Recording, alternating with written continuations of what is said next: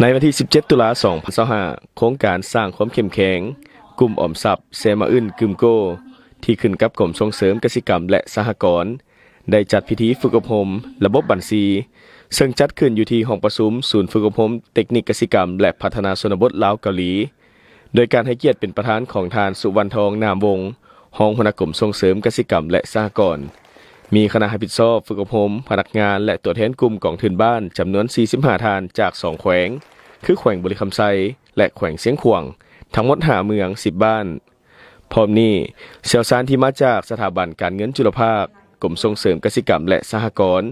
ศูนย์บริการเทคนิคเกษตรกรรมและพัฒนาชนบทลาวเกาหลีและภาคส่วนที่เกี่ยวข้องต่างๆเข้าร่วม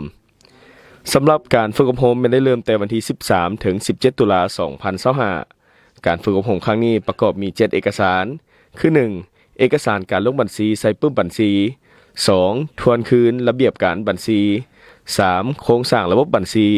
4. วงจรระบบบัญชี 5. การลงบัญชี 6. รายงานระบบการบัญชี และ 7. เอกสารการสร้างแผนดำเนินเวียกนอกจากเรียนทฤษฎีแล้วยังมีการฝึกปฏิบัติตัวจริงไปพร้อมๆกันและมีการปรึกษาหารือแลกเปลี่ยนบทเรียนร่วมกันอีกด้วยในพิธีประธานได้เกียรติขึ้นมอบของขวัญให้แก่กลุ่มและก็นักสมณกรดีเด่นพร้อมทางมอบใบยั่งยืนการฝึกอบรมในตอนท้ายพิธีประธานได้ให้เกียรติโอลมซึ่งแสดงความย่องยอสมเสยต่อนักสมณกรที่ได้สำเร็จการฝึกอบรมและได้ให้เกียรติโอลมชี้นำต่อนักสมณกรที่ได้ผ่านการฝึกอบรมจงนำเอาความรู้ความสามารถที่ได้รับจากการฝึกอบรมนำไปผันขยายให้ปรากฏผลเป็นจริง